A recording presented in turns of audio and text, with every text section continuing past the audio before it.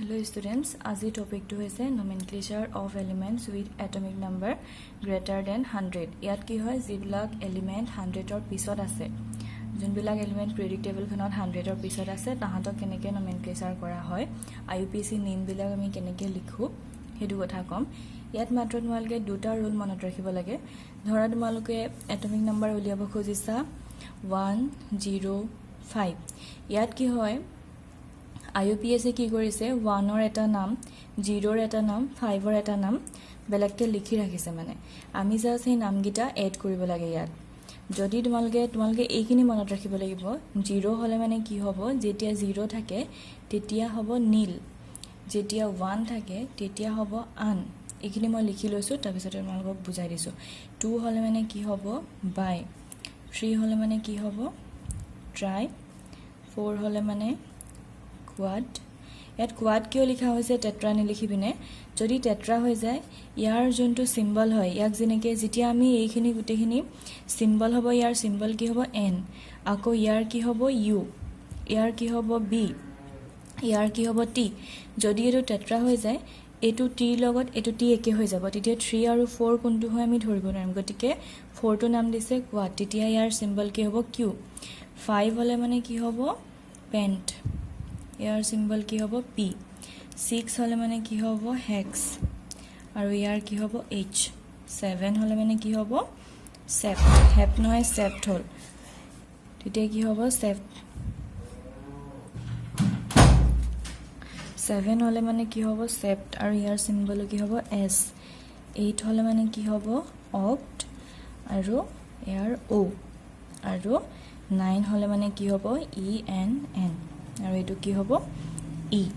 just তোমালকে এইকিটা কথা এইকিটা 0 ৰ পৰা একেবাৰে 9 লৈকে এইখিনি খালি তোমালকে মনত ৰাখি ল'ব লাগিব এইখিনি মনত ৰাখিলে মানে এইটো জিনটো nomenclature হ'ব হেতু একেবাৰে ইজি হৈ যাব এতিয়া আমি 105 লৈছিলো ইয়াক আমি nomenclature কৰিলে কি হ'ব ইয়াত কি আছে 1 আছে 1 হলে মানে কি হয় আন হয় তোমালকে লিখিলা আন আৰু 0 আছে 0 হলে মানে কি হয় নীল আন এফালে নীল লিখিলা 5 হলে মানে কি হয় পেন্ট এটো ইয়াত পেন্ট লিখি দিলা এটো কি হল 105 এটো লিখি দিলা এতিয়া কি কৰিব লাগে ইয়াত তোমালকে plus i u m just i u m এটো এড কৰি দিব লাগে প্ৰথমতে কি কৰিবা 1 ৰ 0 আৰু 5 ৰ যোনকিটা নাম আছে হেগিটা এড কৰিবা আৰু তাৰ পিছত plus i u m just এটো তোমালকে এড কৰি দিবা তেতিয়া কি হ'ব ইয়াৰ নামটো হ'ব আন নীল পেন্ট i u m আননীল পেন্টিয়াম এটো হৈছে ইয়াৰ IUPAC নেম এতিয়া তোমালকে সিম্বলটো কি লিখিবা সিম্বলটো লিখিবলৈ হলে কি আছিল ইয়াৰ আন আছে আন হলে মানে কি হয় সিম্বল u হয় আৰু 0 হলে মানে নীল হয় নীলত কি হয় এট n আছে গতিকে n আৰু এফালে 5 হলে মানে পেন্ট হৈছে পেন্ট হলে মানে সিম্বল কি হৈছে p গতিকে এটো p লিখি দিলা ইয়াৰ IUPAC সিম্বলটো কি হল u n p এটো সিম্বলটো হৈ গল এটো ঠিক তেনেকে আৰু এটা যদি মই লওঁ 104 এটোকে যদি আমি লওঁ 104 হলে কি হ'ব 1 হলে মানে ইয়াত কি আছে 1 হলে মানে আন 1 হলে মানে আন 0 হলে মানে নীল এটো 0 হলে নীল আৰু 4 হলে কি আছে quad এটো quad এইকিটা আৰু কি হৈছিল প্লাস i u m তো আন নীল quadium এটো হৈছে 104 IUPAC নেম সিম্বলটো কি হ'ব u এটো u হল আকৌ নীলৰ পৰা n আহিলে q ৰ পৰা q আহিলে এটো হৈছে IUPAC সিম্বল গতিকে তোমালকে জাস্ট এইকিটা কথা মনত ৰাখিব লাগে তোমালকে এইখন চাৰ্টখন মনত ৰাখিব লাগিব আৰু এটো বস্তু মনত ৰাখিব লাগিব ইয়াৰ পিছত কি হয় IUM টো যোনটো এড কৰা হয় হেতু কথা মনত ৰাখিব লাগিব তেতিয়া কি হ'ব তোমালকে যি কোনো নাম্বাৰ দিলে মানে তোমালকে ইয়াৰ IUPAC নেম আৰু সিম্বলটো তোমালকে গম পাবা কিন্তু u টো কি কৰিবা তোমালকে ক্যাপিটেলত লিখিবা u টো ক্যাপিটেলত বাকিখিনি এনেকে লিখিবা স্মলত লিখিবা এইকিটা হৈছে IUPAC নেম যোনখিনি 100 তকৈ এবভ হয় মানে 100 ৰ এবভৰ যোনবিলাক এলিমেন্ট তাহাতৰ IUPAC নেম আৰু এনেকে মই আৰু দুটা মান এক্সাম্পল কৰি দেখাইছো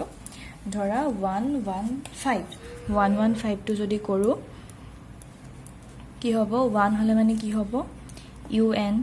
আকৌ UN আহিব UN আকৌ UN এটো স্মলত লিখিছো তাৰ পিছত কি হ'ব 5 হ'লে মানে কি হ'ব পেন্ট গটিকে নামটো কি হ'ব IUM টো যোগ দিবই লাগিব